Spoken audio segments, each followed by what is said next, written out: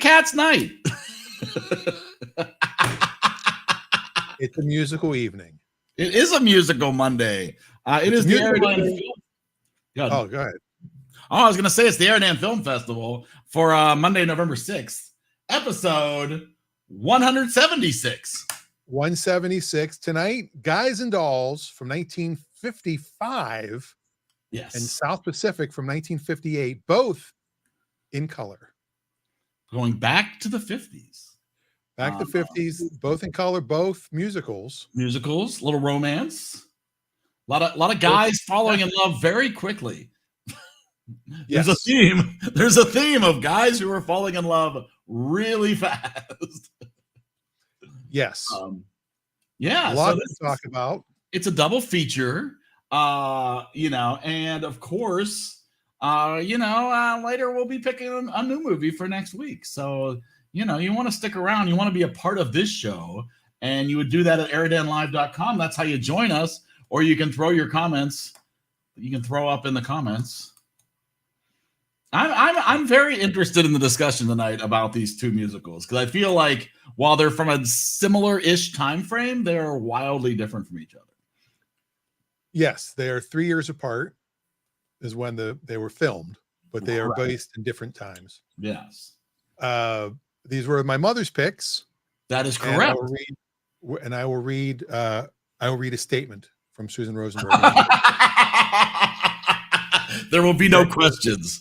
There will be. She texted me her statement and of what she loves about both of them. I'm excited. I am excited. As I said, I think this is this. Whoa, sorry, little. There we go. And I'm back, and we're back. Hey. Whoa, and then we're gone again. There we are. I'm back again. Now that you just freeze. We see you. You just freeze. That should fix the problem. Okay, am I good now? Am I good? Yeah, we're good. We're good. Let's bring in some people. All right, we have people. We do have a couple of people. Not as many as some nights. This could be an exclusive night. So if you have a lot of thoughts, this is your opportunity to really get in here and share your thoughts. So let's bring in some peeps.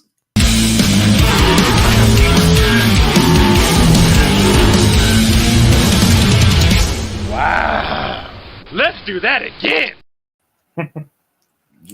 Yeah, that's why I had to come in by myself so I can see that again. I know. I'm so excited. I don't get to play that one very often.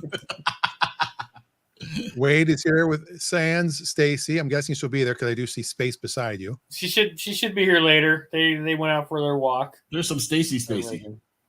Her and Reagan went out for a walk. So yeah. Adam is here. I am curious if Adam watched both of these in their entirety. I can't imagine Adam sitting through these because they're not his cup of tea. How do you know what cup of tea he has? Lipton and sometimes Earl Grey. Oh, speaking of Grey.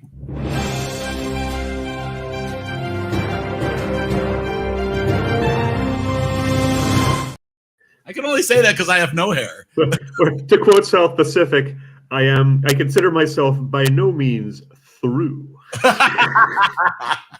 That was the one good line in that. No, I'm gonna wash that gray right out of my hair. Wait, that's not. What did Just for Men miss that? No, that was a commercial. That's right. That was. I don't remember who it was for. It was like Clairol or one of the. It was a ladies commercial. Oh yes, for hair coloring, and she would sing that. And when I first heard that, I saw this as a live production 5 years ago. Oh, and I did. I first heard the song. I go, wow, they stole that from the commercial. And then I was, wait a minute. Commercial. Wow. Adam says this guy's watching them both back to back the entire time. He might have loved these. That might have helped. I believe Amanda will not be here. She's traveling later this week, so she was not going to have time to watch them both. Maybe if it hadn't been a double feature, she might have made an effort, but 5 hours of movies was just a bit much. These were a commitment to get. Which one do we want to start with? Dan, do you have a?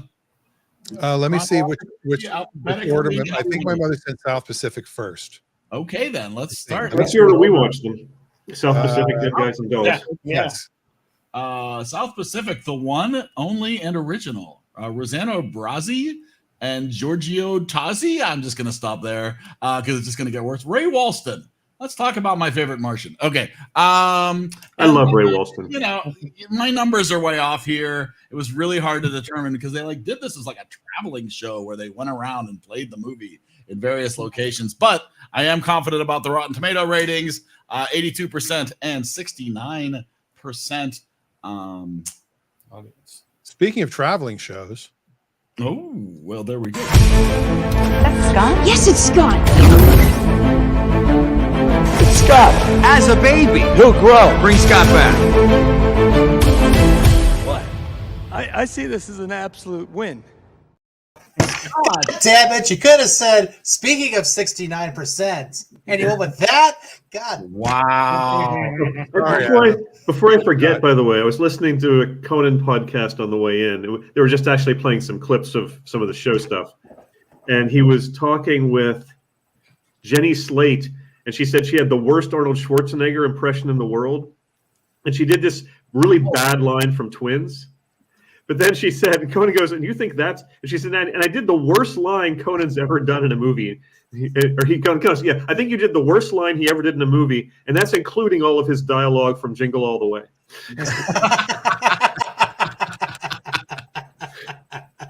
I did hear that segment. That was actually really good. All right, South Pacific. So we're starting with South Pacific. This was definitely my first time for any production of South Pacific. Wow. You've never seen it in a high school production or anything? Never saw it live, never saw it. So, you know, and honestly, I was shocked, you know, because like a lot of musicals, even if I haven't seen them, I'm familiar with a lot of the songs. And I was not familiar with most of the songs outside of Some Enchanted Evening and Wash That Man Right Out of My Those are the two best known. Yeah. Mm-hmm. Now, I was in Kauai at the Princeville Resort, which is where they filmed most of this. And I have pictures of me on a tree that I think is like this big in the movie. It looks like it's the same tree 50 years later. And I can't, oh, you know what? It's probably on Facebook. It's not on my phone because my wife took it. So I'll see if I can find that picture at some point. Here's where my mother. That tree and do this the whole time? Did you do this? No. Scott, were you involved with Ovation's production of South Pacific a few years ago? I didn't hear any of that because I was hearing talking.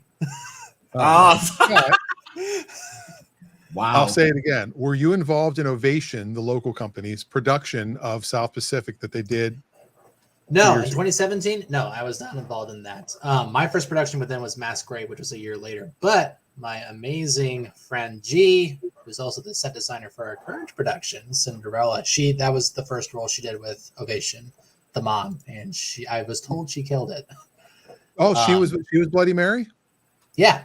No. She did kill it. I remember that. She did kill it. Mm-hmm. And I did a parody of that song when I was writing a noir play for the kids program at Bainbridge Performing Arts, and it's basically about these aliens that take over Bainbridge Island, and there's this ukulele player at the ferry terminal singing, "Bainbridge Island will find you, go away, go away." Yeah. So the mountain in the background. And here's a clip. No, I'm kidding, guys. The mountain in the background is what Puff the Magic Dragon is based on. That's right. In the land called Hanalei, which is in the land called Hanalei. That's actually Hanalei. Yeah, but that's all right. Well, the song is Hanalei, but the town is Hanalei, and they say Hanalei in the song to make it rhyme. That's all right. So right. here's my mother said. By the say. That's right. The first thing she said last week, or maybe when she picked this, here's a little music. Let's hear what your mother had to say. Wait, I'm scrolling back. I remember saying something about. Well, anyway, this one came out her senior year, the summer after she graduated. So she was 17 years old. Was that the music? You had the idea to make an amazing musical. Oh yeah, I saw this when I was 17, the summer after graduation. South Pacific has many themes going on. The main one to her is based on the song "You've Got to Be Carefully Taught." We see two very honorable, good people find themselves held back from happiness with the one they love due to bigotry they've learned from their families. The music is a variety of fun, delightful, and romantic songs. However, the story wraps up in a neat little package too fast.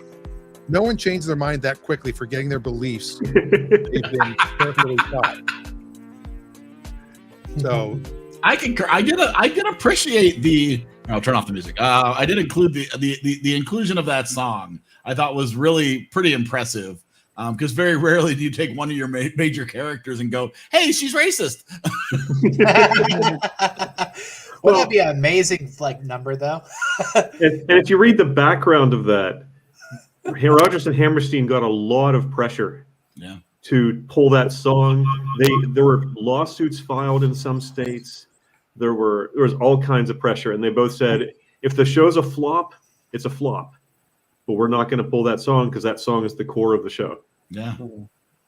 The racist song is the core. Yeah, give him a lot of credit for that the inclusion of that theme. But yeah, she does kind of get over it kind of quickly. I mean, so what is more controversial to you guys, South Pacific or Flower Drum Song? Oh, Flower Drum Song.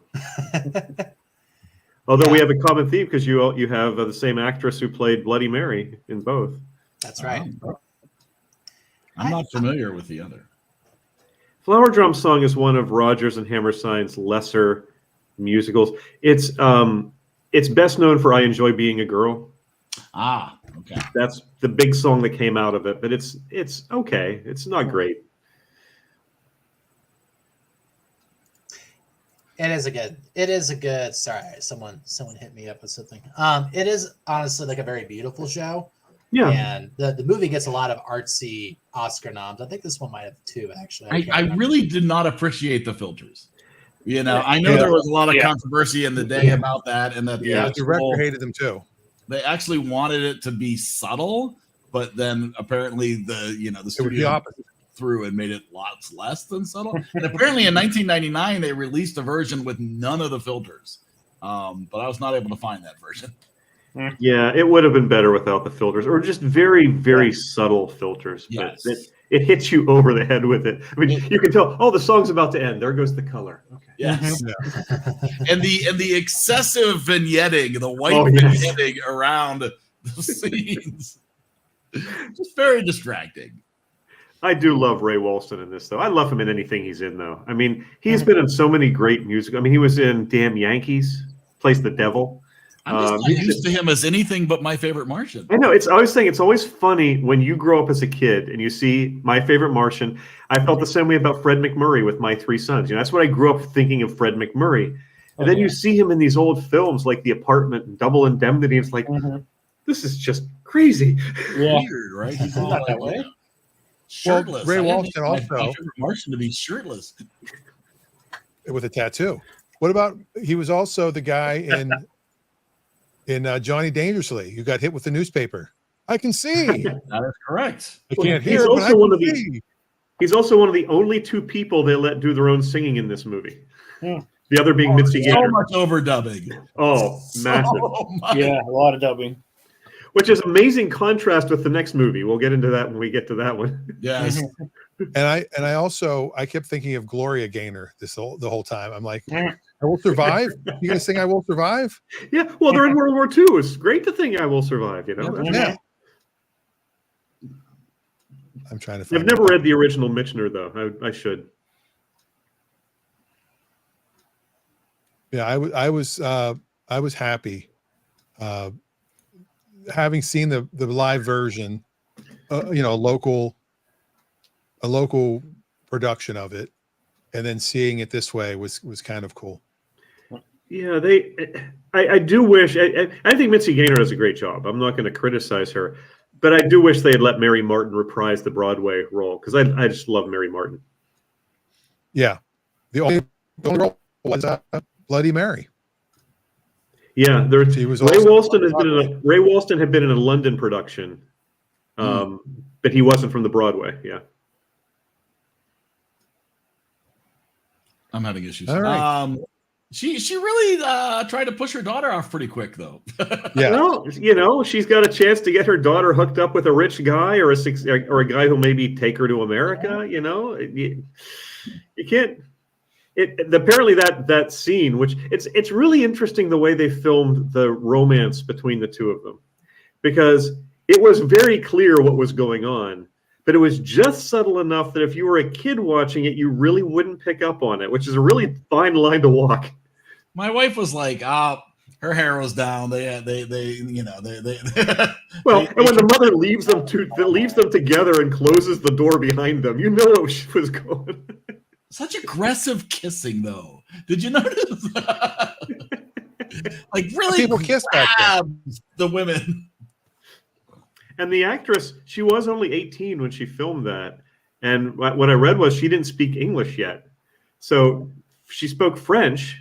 And so that's how they handled that. Wow. Wow. It was her first movie role. And she's about the only surviving cast member. Wow. Liat.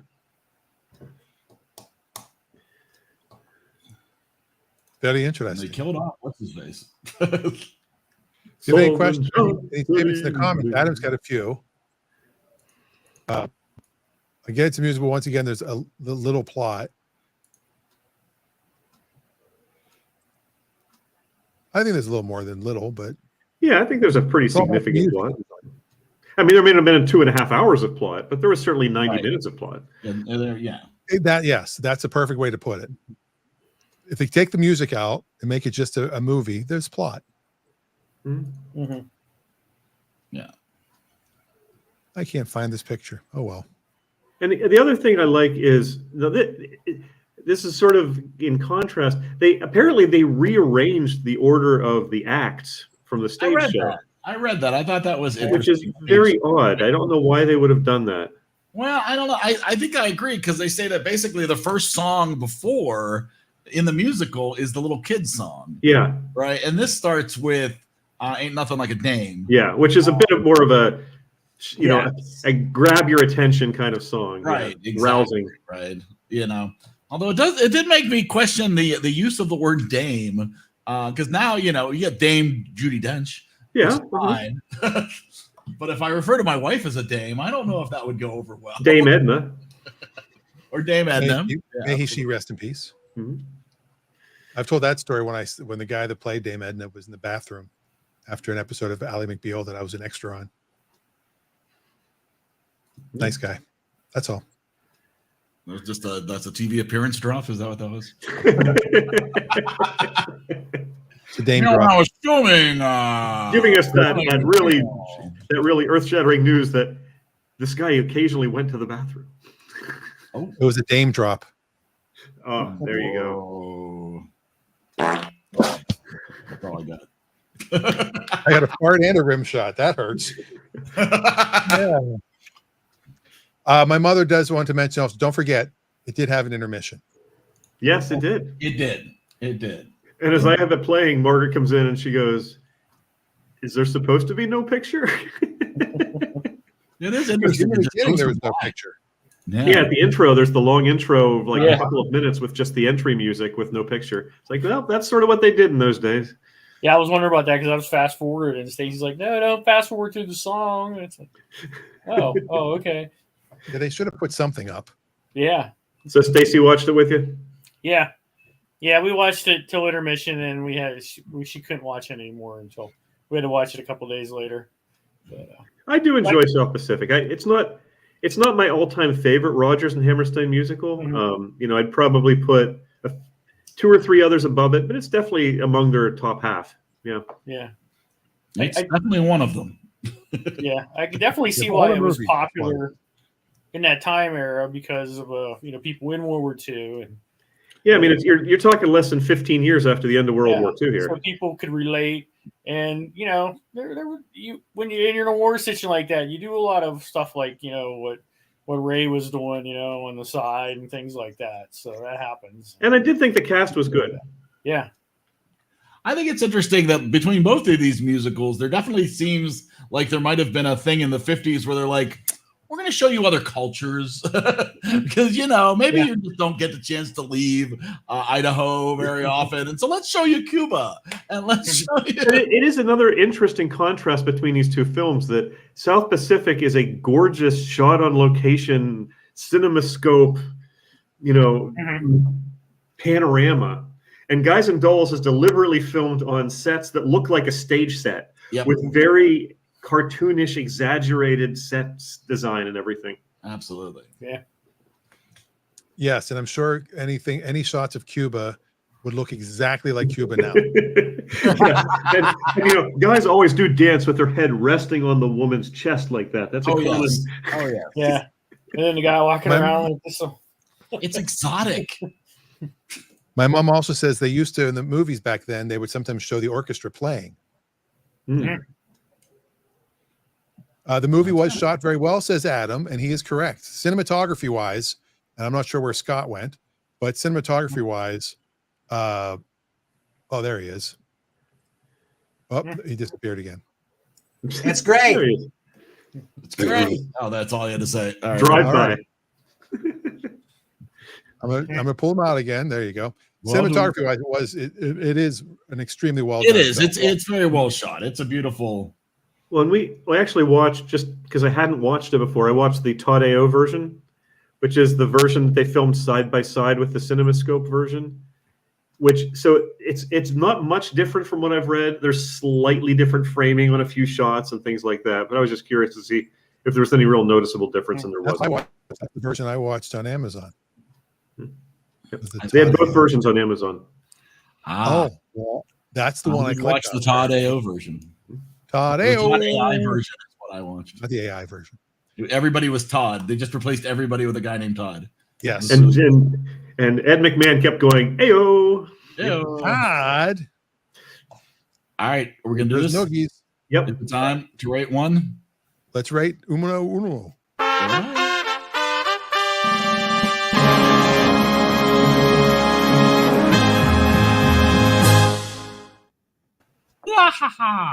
Okay. So my mom has not sent. Oh wait, maybe she has. Nope, she's not sent her score over yet. So since we just have the 4 squares, we'll just keep it this way, and we'll let Dave go first. Whoa. It was a very good movie. I like the musical. This is one of the ones where I think the movie is a good rendition of the musical, but I still like the show a little better than the movie. The color filters were weird. He wasn't badly cast, but I didn't get any really feeling at all for Emile Lebec. He was sort of the weak spot in the cast. I'm enchanted. No, sorry. And apparently he claimed for years that, no, that really was my voice. But then he sang in another movie and put that rumor to rest. Because, but Mitzi Gaynor does a great job. I love Ray Walston. I think most of the cast is fine. The guy who sings the deep parts at the beginning is Thurl Ravenscroft, who is Tony the Tiger and sang, "You're a mean one, Mr. Grinch." Wow. Nice. He dubbed that part. So it's a very good but not quite great movie musical to me. I think it could have been better, but I really did like it. So it gets a 90. Wow. Because it's Rodgers and Hammerstein. I mean, there's no bad Rodgers and Hammerstein musicals. I mean, there's great ones like Oklahoma, and there's okay ones like Flower Drum Song, but none of them are bad. Oh, Oklahoma is also okay. Yeah. I get that. There's nothing like a Dan. I can hit it without even looking. I'm hitting it every time without looking. Oh wait, I hit that too. Sorry. Oh, oops. Another button too. It's permanent now. Yes, now. No, I'm stuck with this point. All right, Wade. Hey. Well, like I said, I kind of like the military shenanigans stuff there. I kind of relate with that. There was an airplane in it a couple of times, and that kind of boosted up for me. Yeah, and the music is really good in it, but they were, Stacy was looking up, and pretty much everybody was dubbed in it. Yeah. But it was, the filtering kind of bothered me and bothered Stacy a lot too. So I'm going to give it an 85. 85. Do you have Stacy's score? She was supposed to send them in. I'll see if I can find out. She's on a long walk. All right, Scott. Hello. Sorry, one sec. He's busy. I used my director voice for a second. All right, I am back. Thank you. All right, so Oh boy. Getting my wits about me. So first of all, there's many great things. Thanks. That's not where I keep my wits. There's a lot of stuff to like about this movie. Obviously, the performances are fantastic. Cinematography goes without saying. It's kind of the beginning of this era that we saw with a lot of R&H musicals, where America was like, we're out of the war. Look how rich we are. Look at our beautiful sets. If you wanted to see a musical, you still can. And now you get to see it in color. Yeah, if you're in the middle of Kansas and can't get to Broadway, you can still see a big Broadway musical. Exactly. Welcome to the world of color, Dorothy. Yes, little known fact, everything in the 30s was sepia toned. So I personally admire the technological aspects of this film as much as I admire the production design and the courage to go ahead and shoot this on location in real environments. It is not easy to light. It is not easy to shoot. With that said, there are a couple songs that have not aged well for me, and I cannot stand the talking song. It is basically the equivalent of Who Does the Pain When They It goes on forever. Ever! No! Okay, The moment Dan's mom said we were watching this, I immediately went, here's a question for you. Do you like the happy goat herd from The Sound of Music? The lonely goat herd, I should say. Screw you, Dave.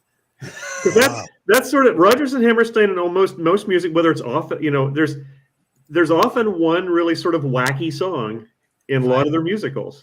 I know, and you're right, and I actually like that song. That's why I said that. At least that has puppets, not. Can you imagine? These are supposed to be puppets. They were supposed to be puppets. CGI didn't exist yet. So you see if they put little pieces of cloth under their fingers, so you would have been fine with it. Yeah, can you imagine someone? Can you imagine Drax petting Bradley Cooper and it's just some guy doing this? So I'll give it probably what I give a good musical. I'm going to give it an 85. Thank 85. you. 85. What? All right. It's a musical. Like I said, I had not seen this as a film, and it is wild to see an area where I was familiar with way back when. That was kind of cool to see that beach. It's now called the Princeville Resort, but it was the St. Regis for a long time. And we would go to the swimming pool there because the place we stayed was part of that, like the Marriott thing or Starwood Points or whatever. And we could go there for dinner and lunch, and we could go sit on that beach. And I do have a picture somewhere. I'm wearing a really cool hat in a tree that's curved, and it has that same angle. And there's a picture. I think it's the same tree. It's got to be. It's 50 years later. Anyway, so that was some nostalgia there, and I think it's a solid. And I'm not a huge musical fan. I'm not going to lie. I've said it before. Why are we breaking out in song all of a sudden? And as they said in the Prom, it's like, why do people suddenly break out in choreographed dance? That comes up. Anyway, I'm going to go 88. I thought you really liked Grease. I love Grease. And Grease 2. Grease 2 as well. Grease also. So I go 88. I'll give my mom's score. My mom agrees with Dave. 90. Wow. Oh, Stacy's back. Yeah, look at that. Just in time. Stacy's back. Da-da-dee-dee-dee. Guess who's back? Just in time to give us your score. My score for South Pacific? Yes. Specifically that, yes. No, 75. that's Central Pacific. 75. Well, that was fast. That was straight to the point. We should adopt that. That's a good idea. Eric? Yeah, I'm going to be a jerk on this one. This doesn't work for me. I did not love this, and I love a musical. Yeah. It's fine. You know what I mean? Like, I think it was worth watching, but I don't think I would ever sit through it again. Nope. I think like a lot. I like live. Live, of course, I would go see anything live. But as far as watching this movie again, it dragged for me. And I know it's super long, and it's not, it is beautiful. You could have broken it up in two. And I didn't. I enjoyed it as one experience. I don't regret watching it. But 68 for me on the South Pacific. Can we switch out a score and Cats for that? Because that's how I felt. I've probably seen this 4 or 5 times, at least 4, and I'll probably see it again in 10 or so years. See, if I was more familiar with the music, I would have enjoyed it more. See, that's what I did. I did know the music, and then watching it, and Mitzi Gaynor, and I just don't like her. I thought she was good. I think Mary Martin would have been better, but I still like Mitzi. Yeah, I don't know what else could have saved it except if it were Gloria live. Gaynor. And it wasn't Gloria Gaynor. Was I it? know. That's what I thought. I'm like, when are they going to sing "I Will Survive"? Oh, You missed that part. I'm repeating a joke. And then like the color changes for weird scenes, and I'm like, what kind of? Yeah, that was a weird. That really. It was a painful. lot of stuff like that took me out of the movie. Yes, me too. See, today you would do that in post. They did that as a practical effect with filters on the camera. Wow. So they couldn't go back and change it. Yeah. Well, That's cool. part of the problem. Even the director said he wasn't happy with it. Yeah. But it was a road show originally, where they would book a theater, and they would go around the country and show, and you'd pre-buy tickets. So That's it was amazing. sold out everywhere it went. It wasn't like this wide release like we have now. It literally traveled around the country. The other thing I didn't like was that they dubbed voices, and that just made me angry. Most movies of that era did, though. I mean, that was the standard. But the woman who was on Broadway was dubbed by the London Yes, she was. stage actress. That's BS. That was BS. So I was just. They let Ray Walston sing his own numbers. I don't know if he did. I didn't look him up, but he Yeah, he probably did. did. He and Mitzi were the only two who did. Wow. That's dumb. So Eric, before we get, we already got Eric's score. So Adam says if he'd watched the movie on mute, his score would be way higher. Nice scenery and shot well. 30 cats. He gives it 30 cats. 30 times better than Cats.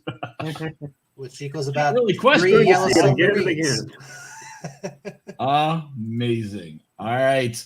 Time to jump over to the guys and the dolls. All right. Marlon Brando, Gene Simmons, Frank Sinatra, Vivian Blaine, Stubby K, and John Silver. Written and directed by Joseph Mankiewicz. I'm sure. Why not? Again, numbers on this super sketchy out there. Critics at a 91, though, and the audience at an 83. And I loved this movie. I had such a good time watching this movie. I really love it too. The biggest problem with it were ironically the 2 male leads. Well, Yeah, the backstory, I'm it's sure a little stiff. Just like I'm every sure movie Dave, you starring read Kevin from the Spacey. backstory Yes, that Sinatra wanted to lead. He wanted to play Sky Brando- Masterson. Yeah, he wanted to be Sky Masterson, and Brando was Brando. He was a much bigger star. Even though he couldn't sing. Could not sing at all. But that's okay. He said it was him singing in the movie. That It was him singing by piecing together a few words at a time and splicing them together. That's not That was all singing. flight. But that's how many high school students do that too. I'm used to that. No, they don't. Wait, you're saying they pre-record and splice together word by word? It wasn't Still- Millie Vanilli. Come on. It now. still looked good. I The other I thing- still appreciated it. Was anybody else annoyed by the lack of contractions? Well, that Yes, was deliberate. I kept That was repeating stuff. that's Yeah. David Runyon. I mean, that I was do the not- writing style. Yeah, and It a made couple me times laugh. they snuck in, but it was to make them sound a little dumber. Well, it was to make them sound like they were trying to sound smart. It was like I dumb liked people it. trying to sound smart by trying to speak proper English. And so, yeah. I do not understand why I would say it that way. It It made me is laugh. not the way I would speak. I loved it. I thought that was funny, and I kept I love repeating. reminded the me music from this as well. This had probably 8 songs that I recognized. Because again, this was the first time I was exposed to this. I had not seen the play, musical version of this ever. What did you, I mean, Luck Be a Lady, I can understand. A lot of people know that. But what else did you know from this already? All He right. knew Well, crap. if you need to know the real truth, Taylor Swift must have done a version. Barry Manilow did a Showstoppers album. There we go. It featured at least 3 songs from Guys and Dolls. I finally found a Barry Manilow fan. I'm not surprised. Oh man, I love Barry Manilow. Yeah, but also, really, there were no other songs that were even close to hits from this. But I'm a huge Frank Sinatra fan, so I've listened to just various Frank Sinatra albums. So he has recorded versions of songs. But he didn't do that many songs from this other than Luck Be a Lady, because for example, he refused to ever record Adelaide again because he was so mad at the author and the director of the way he felt he was treated. And that's why he refused to sing it the way the composer wanted in the movie. He just absolutely refused. And instead of singing it sort of with that fake Bronx accent, he deliberately sang it as a full-on crooner, Adelaide, Adelaide. And that was very much against the composer's and director's wishes, but he didn't care. He just didn't want to do it. He did when he was performing with Frank Sinatra would perform with like Dean Martin and Sammy Davis Jr. in Vegas. They would do the oldest established permanent rap game in New York, right? So I've heard multiple versions of that through the years. Nathan Detroit, that song I've heard. That's the same song. That's the same song. The same song. But again, there's 2 songs on the Barry Manilow album, so I'm sure available on Amazon if you want to find it. It's a fantastic album. So you knew 2 songs from South Pacific and 2 songs from this. There was no song from South Pacific on the Barry Manilow album. So I have a childhood connection and I have a educational connection to this show. The first one is when I first saw this movie as a kid, we were avid Yahtzee players in my family, and 2 months afterwards, we just stopped playing Yahtzee because every time it was my turn, I would do a dance for 20 seconds with the dice, throw the dice, and go crack. Did you get a set of blank dice to play with so that you could? Oh, look, another Yahtzee. And the other thing is that as a teacher, I actually when I was teaching a musical theater class at Bainbridge Ballet, I actually teach one of these songs. I teach the Cheap Cheap dance number for the kids, so they know how to do a throwback 20s number in the 50s. And kind of that's what people were doing at the time. We started to see a reflection of people doing movies and especially musicals that were set probably up to 30 years ago. Especially RNH. Oklahoma is roughly more like 40, but a lot of their shows, they go away to sacred places. The King and I. Yeah, exactly. I forgot to read my mom's opening because it was her movie. I forgot. So here's what she texted me about this movie. Guys and Dolls. She remembers it as a fun movie with lots of dancing and singing. She was 1 or 2 years out of dancing school and she really loved it. She was still facing reality. She was not going to be a ballerina or on Broadway in a chorus line. She was 15 or 16 when this one came out. Wow. That's all she said. We'll get a score from her in a moment. My mom wanted to be a rockette. It must have been the thing. One of the other things that was fun is just how much they stuck with all the gambling vernacular, fade me and make a point, and that's a tough point to make, and all that if you've never played craps, I don't even think a lot of people know what those expressions even mean. People that play craps don't understand craps. I used to play went craps. to Vegas one time with a friend who knew it inside and out, and he said, just do exactly what I tell you to do.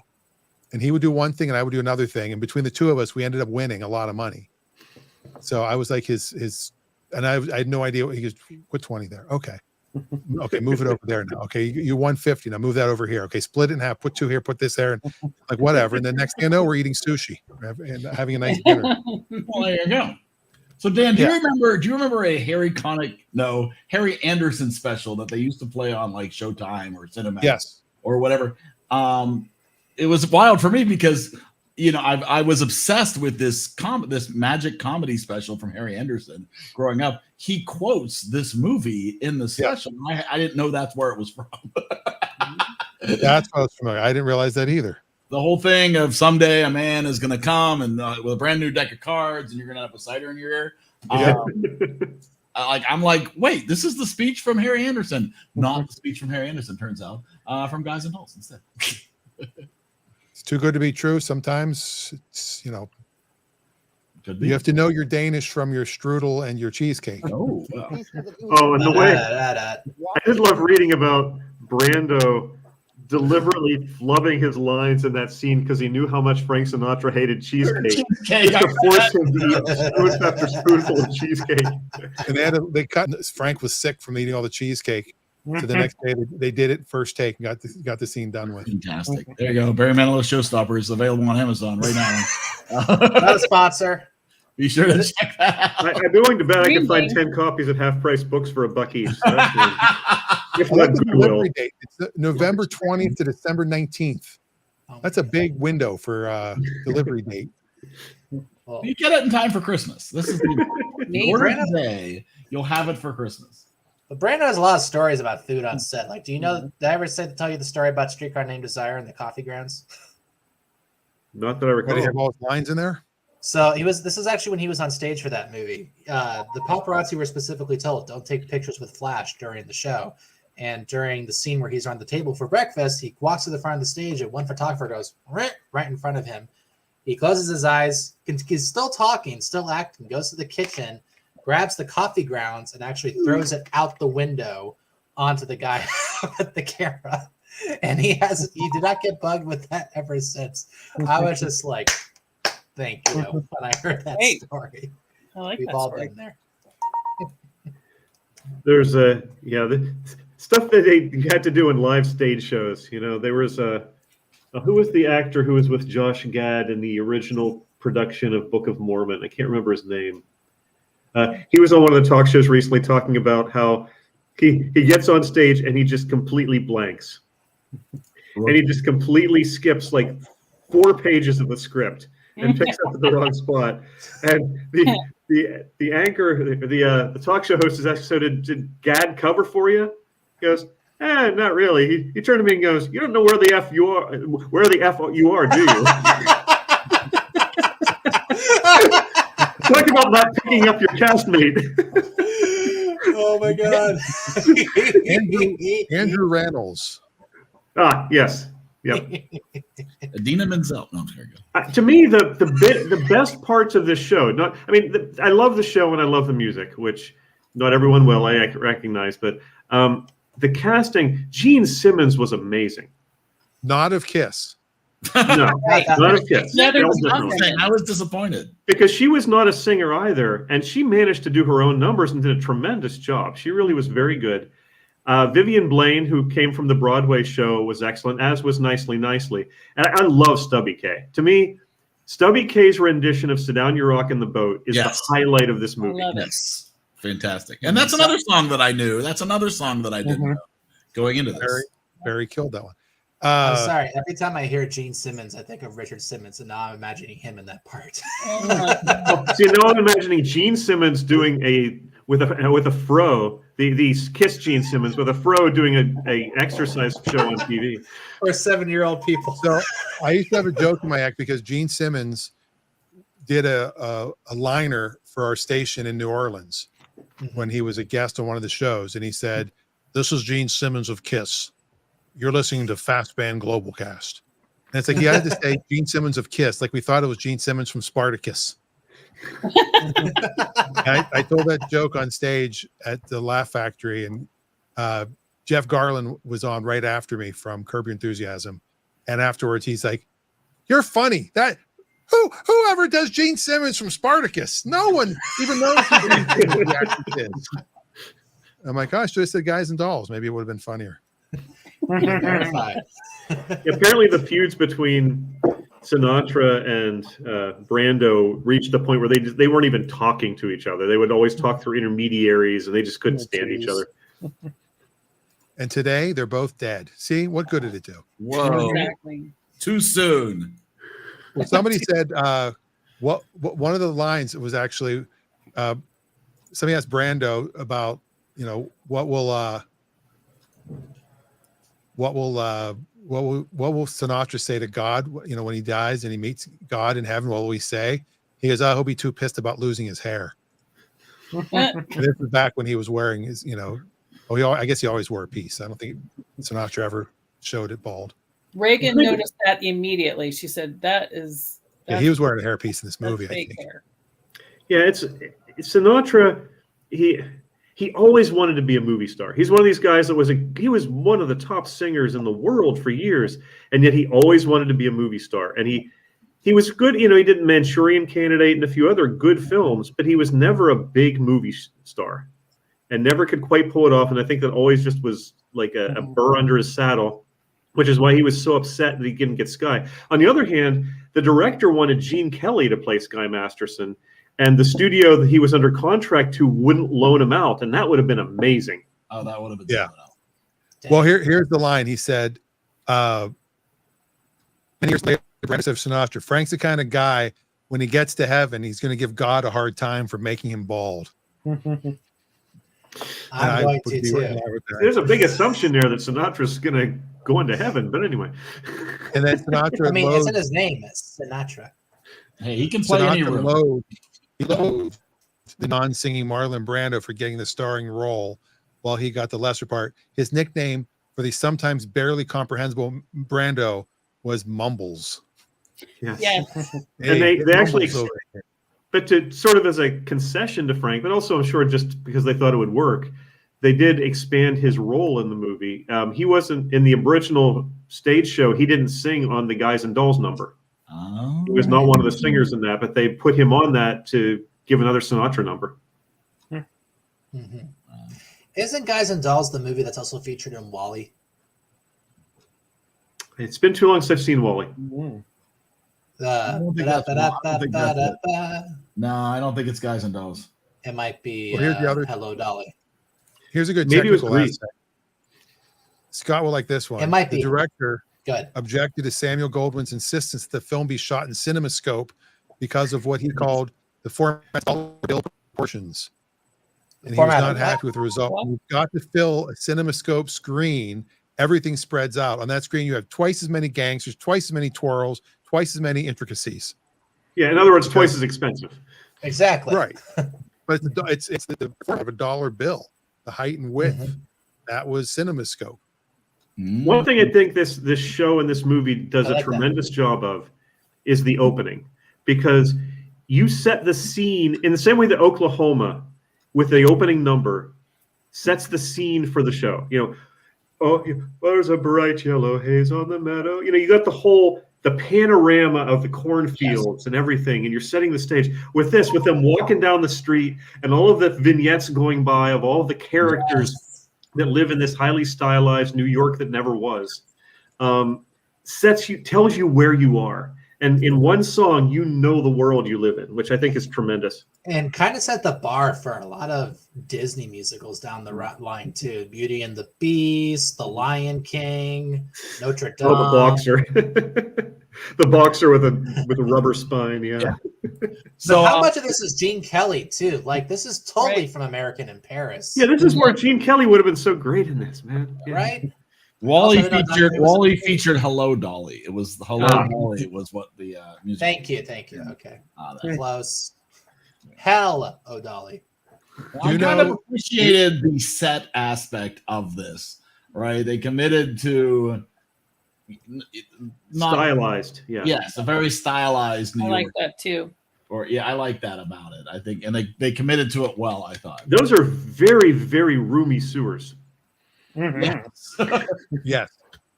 Do you know who the original sewers from Ghostbusters was on Broadway? Sorry, what was that? The original Sky Master on Broadway. Anybody have any idea who played Sky Master in the very original Broadway show? Nancy Sinatra.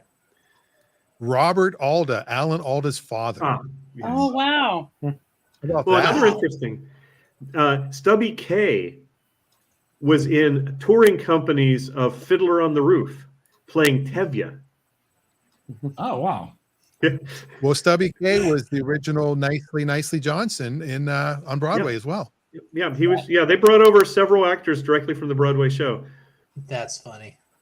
Vivian Blaine, Stubby K, B.S. Pulley, and Johnny Silver. All on the original Broadway role. Julie. Yeah, that used to be the gateway. Is like if a show did well on stage, it would do well as a movie, and anyone who didn't get to see it got to see it. That was the idea.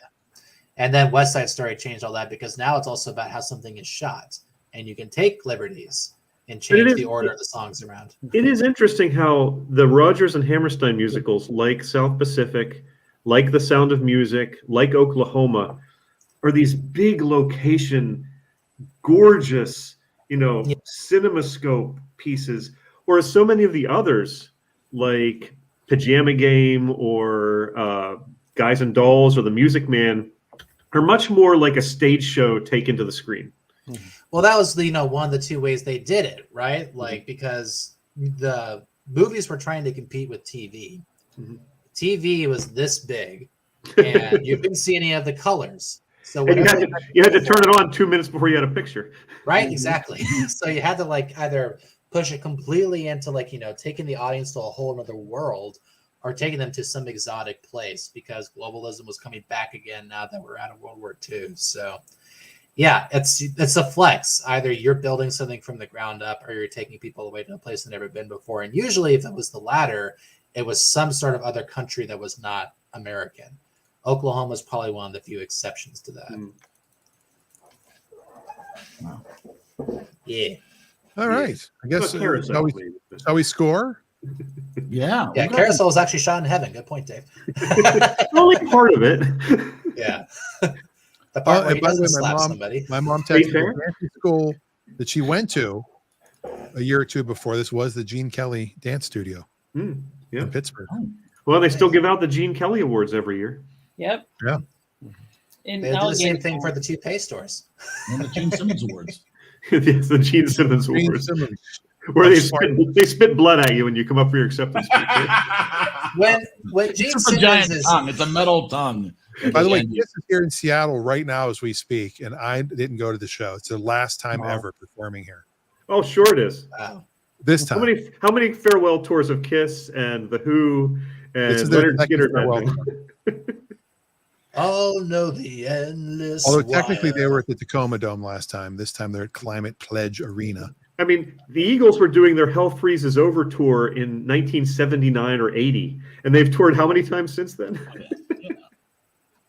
Yeah, not everyone. Hey, the check is there. It's true. The T-shirt. So now that we have a bigger screen, we will go back to the big people. We'll start with Dave. I am not that big. I think this is a more successful. And again, I love South Pacific, the show, and I really like the movie, but I felt the movie didn't quite do the show justice. This one, I think, does. The only thing that really holds it back for me is, and I love him as an actor, is Marlon Brando. This was not the role for him. He does okay. It could have been a lot worse, but it was not the best. He was not that compelling, but even so, it really did feel like there was a bit of chemistry between he and Gene Simmons, which I give them both credit for pulling off because you need that. Yeah. If you don't believe that chemistry, you can't buy the show. You can't buy the premise. I think that was my problem in South Pacific. I didn't buy any of those relationships. Well, again, the guy who played Lebec in South Pacific was sort of stiff as a board, and that was one of the problems with that. They didn't have that problem here. Again, I think Brando was miscast, but he is a great actor. So he did still bring what he has to the role. It's just in some areas this was not the right role for him. But still, I love it. Has its flaws. They did more playing with the score in this movie than they did in South Pacific.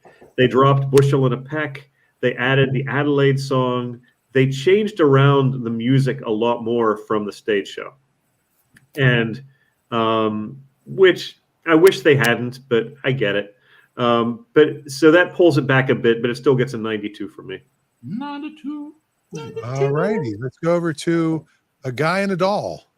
Hey. Hello. Oh my God, the doll's moving. What's playing at the Roxy? No, I'll tell you what's playing at the Roxy. God, sorry. I have to say, I was getting tired of seeing this stage production of Guys and Dolls because it seemed like all the area high schools that we had friends at, this would be the show, Yeah. So, which got a nice big cast. but they actually, the movie's actually pretty good, and it maybe even goes in a little more in depth on some parts of it than they do in the stage show. Like going to Havana was a little longer there and stuff like that. And all in all, the story's good. I'm trying to think what I want to give it. I think I'll go with an 88 on this one. 88 gigawatts. Yeah, exactly. That's actually the score I'm giving it. That's the score I'm giving it too. So he read my mind again. Wow. Can you read my Man, right. parsimony this week. Can you tell what I am thinking? But he's right. You see things over and over again. We saw this years ago, before Reagan was in high school, at Blackhawk. Before Ronald Reagan was in high school. They did a nice job with it. And then Beaver Falls just did it, I think, last year. And phenomenal. Was it? It was a couple years Oh my ago. gosh, no, never mind. Yeah, it wasn't last year. It's like 4 years ago. Oops. Oh, but it was really good. They did a phenomenal job there. It's that COVID time sink It thing. is. Everything is messed up for that several year period. Yeah. It just dawned on me that people who were in it graduated like 4 years ago at least. So, but it was really well done. And so it was really nice to see like professionals do it. And that's why I like Marlon Brando in it, even though he may have been miscast. I agree with that, but I like how he did it because he wasn't this big time singer, because the kids we watch, some of them might be a bigger singer than he ever will be, or they're not. And that's what I liked about it. He sounded good enough. He didn't sound terrible. He wasn't dubbed. Sorry, that South Pacific just really drove me crazy that everybody was dubbed. I could see it. And even if he was dubbed because they recorded I couldn't tell. So, because it was his voice. Gene Simmons always seems like a very old person to me because she was in so much. And I looked up to see how old she was. I'm like, oh my gosh, she wasn't even 30.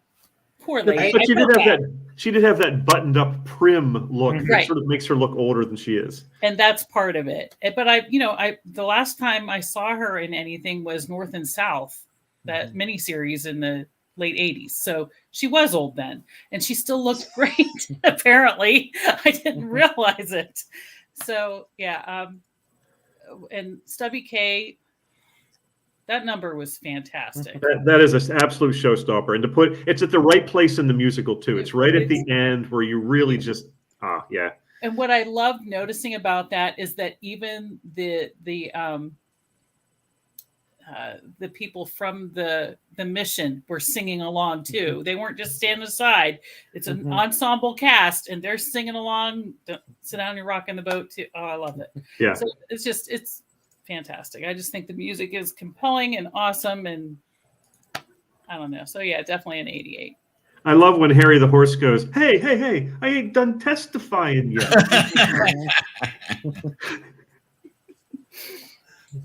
All right. Let's go over to Scott. There we go. So, just a fun fact, if you say the initials of this movie, it sounds like a Jersey person saying God. Gad! Okay. It's fun. So I consider this this kind of like one of the last great musicals to happen entirely really close to just being on a stage. Kind of everything that kind of sort of followed after that got itself stuck in a rut of we're going to rely on our beautiful productions design to carry through everything that's happening in the movie. I think the death of the musical is obviously Hello, Dolly. I don't know. There were some. I mean, Camelot came after this, didn't it? There were some big successful musicals after this. Yeah, but this one actually still had like a very consistent feel, and I admire the color in it a lot too. Gene Simmons is probably a favorite part of this. She's a voice in one of my favorite animated movies, Howl's Moving Castle. She plays old Sophie. And Christian Bale's in it too. That's cool. Yeah, I don't have too much more to say other than what everyone else has said. It's just a really well done show. With the exception of Marlon Brando, kind of Jean Valjeaning his way through the thing. I'm probably going to give this one an 85. 85, staying alive. I did like this one better than the other one. It just seemed like more fun. It was a little more. Yeah. It also went by mentally. It went by way quicker. No intermission. No intermission. And it was available on YouTube as well for free. I found it there instead of Freevee with commercials. But we've got some comments here. Sorry, I totally missed Rebecca. She says she surely missed most of the discussion about Guys and Dolls, so she doesn't know what's been covered already. I cannot stand the storyline, so it's difficult to watch for her. I have to give this a lower score. By all accounts, it's a good movie, but this is a personal opinion. I couldn't get past the plot and all the times females referred to as dolls and broads. Yeah. Well, it's in the title. Yeah. Guys and Dolls. Yeah. And it is from a time gone by. Yeah. 60. I do not give it a 60. I think this was better than the last movie, and I agree with what she's saying. That I mean, it's hard to watch anything from even 10 years ago. Sometimes some old sitcoms you watch, and you're like, oh, yes. Dan just doesn't want to hear the opinion of some broad. All you have to do is look at how many episodes Netflix has dropped of various episodes of The Office, episodes of major sitcoms, because they had problematic stuff that even 15, 20 years later, people would object to.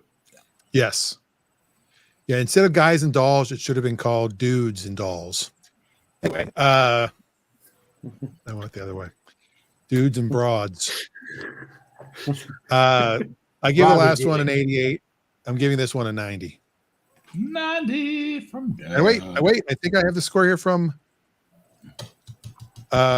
She gives this an 86. Oh. She saw this live, and she liked the live versions of this better than the movie version. But wow. Who's this? My mother. Oh, okay. And Eric, you get the final say. Well, we have Adam still. But. Well, yeah, I said Adam's probably going to get the final say, but I really did enjoy this. I am obsessed with this era. I enjoy a little Rat Pack, Frank Sinatra kind of style. I'm waiting for Fedora. I've been waiting since the 80s for fedoras to come back in style. I thought about packing a fedora to bring on the trip just so I could wear it for this. It's just, it's such a lovely era. And so I did enjoy this quite a bit. So I will definitely be watching this again. I'm going to say 94. Okay. Yeah. 94. And here comes Adam. 25 pets. Like the other movie better, couldn't stand the male leads in this movie, and the scenery or lack of it in this movie was dull. 25. Adam needs eye candy. We had 25 and 30, right? Those had a bunch of women dressed as 25 times better than Cats. I said he had a bunch of women dressed as chickens. Does that not count? Yeah. And that wasn't really a chicken costume either. Well, they didn't want to call them chicks. It was too cheap. Cheap. I see. All right. Well, the results are in, unless anybody else throws out any scores. Guys and Dolls tying Secondhand Lions, 78.67, and just kidding. Oh wait, actually, I put this in the wrong place. So sorry. South Pacific being put a little lower than it belongs. Actually belongs right up here above the Peanut Butter Falcon. There it is. Beating out the Peanut Butter Falcon. And look where it is. Grease beat it. Don't Look Up, which was, I think my mom picked that one. Yep. Grease shouldn't have beat it. Grease is just. Hey, Grease is the word. Have you heard? Yeah. Grease is the turd. I mean, word. I like how Don't Look Up looks like it's totally against Grease. Don't Look Up, South Pacific. All right. Well, there you go. Another successful double feature. And now for the moment you've all been waiting for. It is time to figure out who gets to choose next week's movie. I know you're all excited. Let's find out.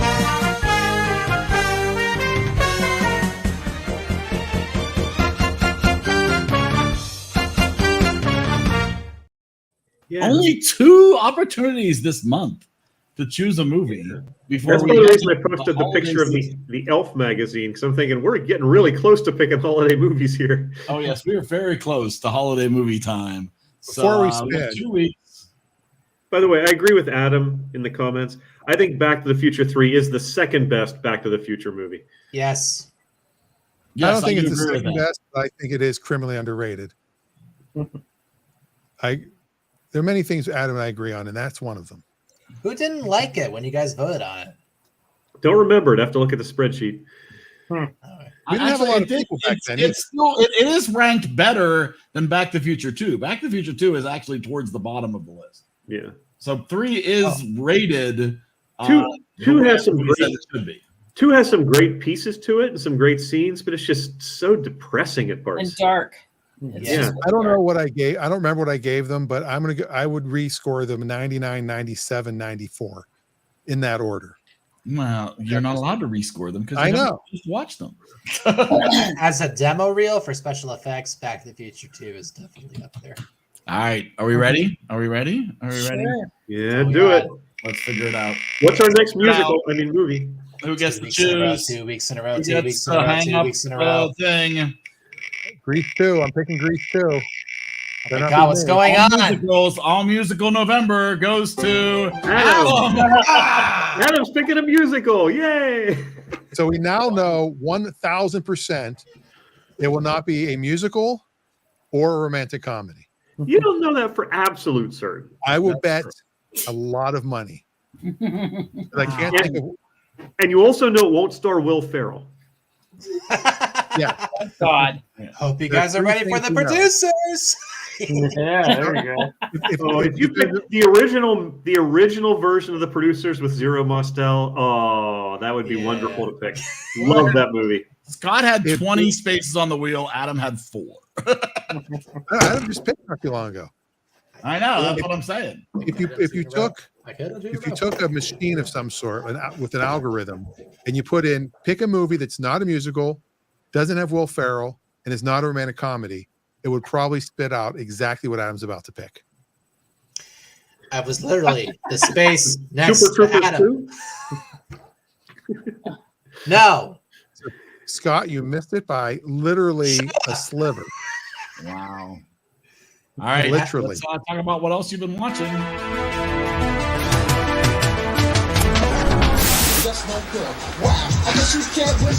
You gotta get some of that.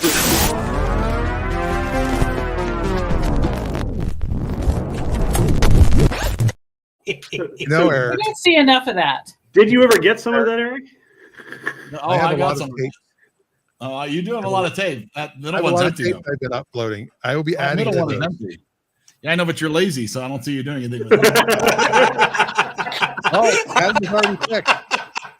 Adam has already picked the exact same thing. I'll put something up right now. Do you want your Cushy Ripples footage? Oh, wow. Okay, then. I don't have no memory of that whatsoever.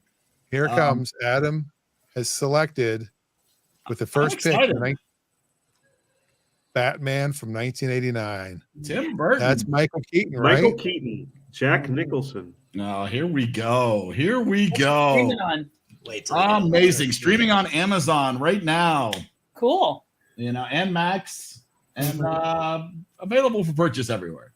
Way to go, Adam. Great choice. That is a great choice. I respect that. I've been holding on to that one forever. But I can't get the original TV show's theme out of my head. Adam, Batman.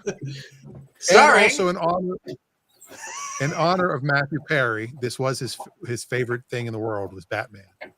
So the late Matthew Perry. That's the other reason why. Well, there you go. And yet again, I get to bring up Indian Batman is a thing. Please look it up on YouTube. Indian Batman? I remember Indian Batman. I sent it a while ago. Eric, can you please play Indian Batman? I have no memory. I actually have to get going. No. Yep, sorry. Nothing that has to do with Indian Batman. I was going to wait for the pick of the next week's movie, and then I got to go because I got stuff to get ready for tomorrow. So, okay. All right. I'll catch folks next week. Well, thank you for joining. See you nicely. My pleasure. See you nicely. Bye. There you go. I'm excited. All right, so more importantly, I'm very excited about Batman. But what else have you been watching? Because I think I got you all beat. All I've been watching, it comes down to one word, and I've said it last week, and I'll say it again. What, Eric? Musicals. No. Suits. Suits. There it is. I'm in season 3. I love that show, and it's very exciting to me. That show. I can't get enough of it. Really? So you're power watching it? 3 or 4 episodes a night usually. Wow. It's on Netflix and Peacock. I want to watch it. But I have not yet. Instead, I watched the first 3 episodes of The Greatest American Hero. Oh God! Oh yeah, I did that. I did that during the pandemic. I gotta tell you, it holds up. It does. Look at that logo. I mean, just really look at it hard. You know where that logo came from? True story. They're sitting in the office of what's his name? The guy that wrote it. Why is his name? I'm blanking. That's all right. Stephen Cannell? No. Hold on. Not Joey Scarborough. That's who wrote the song. Joey Scarsbury. Not Joey Scarsbury. No. TV show. It is. Oh yeah, Stephen J. Cannell. Okay. Cannell. Okay, some good stuff. So Mike Post wrote the theme music. Right. Performed by Joey Scarborough. Right. Scarberry. Burry. Bleh. But he's sitting in an office and they needed to come up with a logo, and there were a pair of scissors sitting in the thing, and they had a square handle. And he goes, there, that's perfect for the logo. It came from the pair of scissors. Interesting. That's all. That's a great show. It's a great show. The story about the logo is more interesting than the logo, but thank you. We've been having Kevin and I have been watching this and having a really good time with it. I love the fact that Robert Culp is eating dog biscuits in every scene. Oh yes, fantastic. It's so. I mean, it's totally enjoyable. Totally enjoyable. Yeah, I'm actually blown away by how much I've enjoyed it. That's and I'm still I'm still working our way to the ending of Crazy Ex-Girlfriend. So I think we have like 4 episodes to go. Yeah, I finally finished out season 3. Oh, good. Girlfriend, and Heather kind of redeemed it for me. Heather is amazing. Heather is amazing. I see what Scott's been watching. Scott has got to pick some Frasier episodes here for us. Yes, I do, and I think I got a few. I will post them today. We've only got a little bit of time here for our Frasier watch coming up on November 20th. I have not watched the most recent episode from last week, but I've watched the first 3 of the new version of Frasier. And there's a headline where there's a critic who says, "I think this is horrible, but the fans think the opposite." Am I wrong? And I agree with him that technically it should not be good, and it really is good. I really enjoy it. That's because the bar has been set so low for enjoyable and good are 2 different things. Right. It's like how everyone was like, "Oh, the Little Mermaid is great. Go see the new live Little Mermaid." And then the people who like Little Mermaid are like, ugh. Right. I like them both. So great. Yeah. And then there was a rumor. Jerry Seinfeld, he does a Q&A at the end of a lot of his shows, and somebody asked about a reboot or a reunion of Seinfeld, and he said there is something in the works. Of course. And then I just saw yesterday Michael Richards has his autobiography coming out next summer. So it sounds like a redemption tour is about to happen with Michael Richards, which would make a reunion show very easy to do. Oh, yeah. I think it would be easy for them to do. You know. Well, they already did it after very the forgiving. Thank you. Well, people of your generation are very forgiving. It's true, and that's kind of where it comes from. Oh, what's this? No soup for you. Wow. Did not think about his head. Did not think about what his head looks like. Wow, look at those hot dogs. That's really disturbing. Oh, it's the hot dog shop. Giddy There's up. the puppy shirt. Look at George. Wow. I sent you guys this on Facebook Messenger. I missed recently. No, it's been about a month. Why do I not remember that? No. I don't know. But if you want one, Reagan brings them home all the time, and I don't want them. Oh my God. Just save them next time I'm visiting. Okay. I hope to do a show there. With like a set of 4. I have a set of His 4. new dinnerware. I have a set of 4. That's all my pens from January, Dan. Oh, your pens from Boise. Yeah, when we went to Boise, Dan went to Staples to get some posters printed, I think, and he saw like these Sharpie pens on sale for like 75% off, and I was like, I'm convinced I should get these too. So we both bought these giant boxes of Sharpie pens. But they're not Sharpie markers. They're these pens. No. I love those pens. Right? They're beautiful. beautiful. Those are the best. Those are really good. Those $5. And I'm going back to the Greatest American Hero. Show was ahead of its time. Yeah. And its timer as well. And the last episode is the Greatest American Heroine, where he hands off the suit to a woman, where they tried to relaunch the show, and it was a terrible failure. So I have a question for Adam.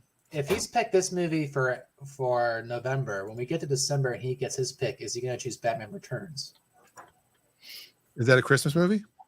Technically, it came out during Christmas, and McDonald's didn't like. It's got to be a Christmas movie or Hanukkah.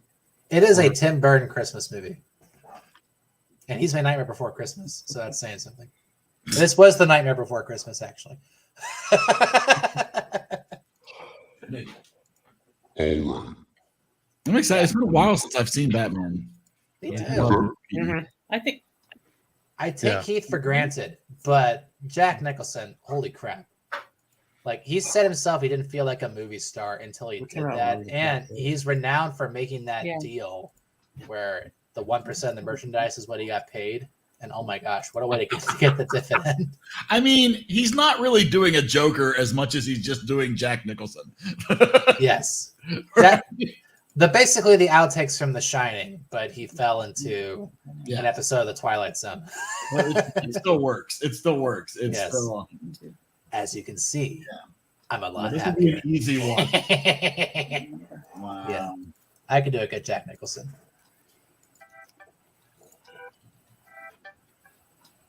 We went to see Big Fat Greek Wedding 3 last night. Oh, what'd you think of that? Sorry, Dan.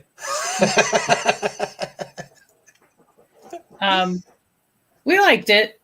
I think the girls thought that the second one was meh. They did not like the second one at all. I didn't see any problem with it. I don't know. It was pretty good. It wasn't necessary, but it was fine.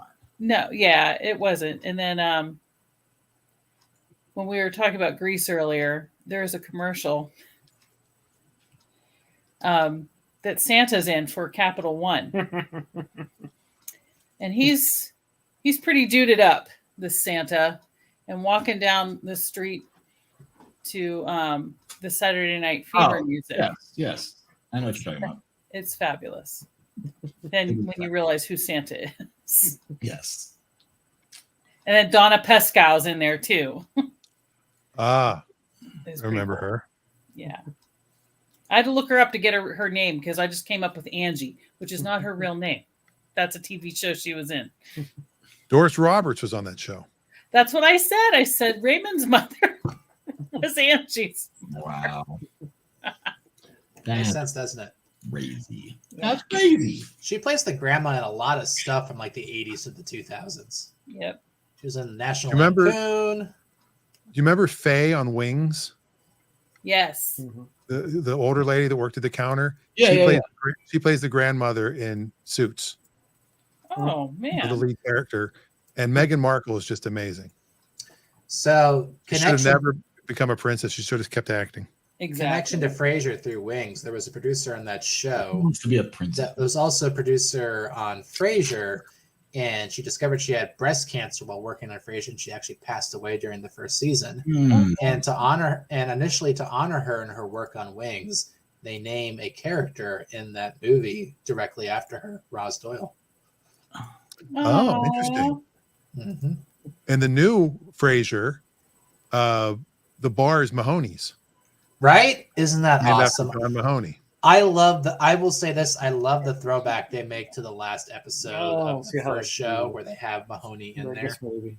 I was like, oh my gosh, he needed to be there. I'm glad they're not also doing any sort of AI BS with him too. That would be great. Just let him go. You're revitalizing the show. Don't revitalize anything else. It's gonna be interesting times.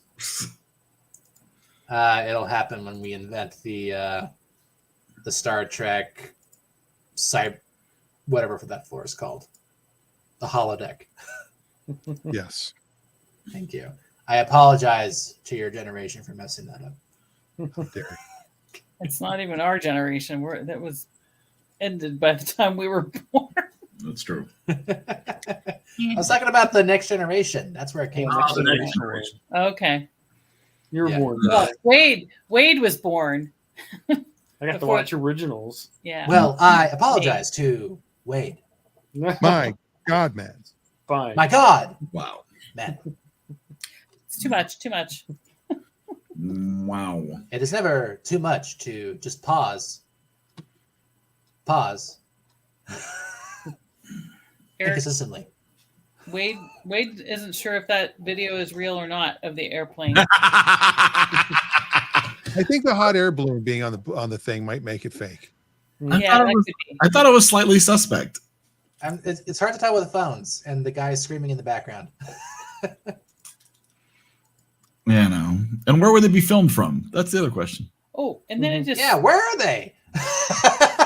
Yeah, there's a little tall ship behind it. Yeah, maybe they're in a helicopter that's learning the art of hovering. It caught my attention. It made me think of you, Wade. There's a few of them I've seen where they have like model airplanes that they're flying that come down, and you almost think it's like a real plane coming down. So that could be what it was. That's true too. Yeah. That makes sense. All right. Well, I think we've ended the show. We've ground to all. Oh, I thought we were landed the show just like that plane was landed on that carrier deck. Did you forget we were live, Dan? I thought we'd already ended the show. Dan got distracted. Dan saw something shiny. All right, everybody. Next week, Batman, 1989. 2 weeks from now, Frasier. 3 weeks from now, Frasier talk, and all sorts of stuff. And we'll see you next week. See you soon. Good night.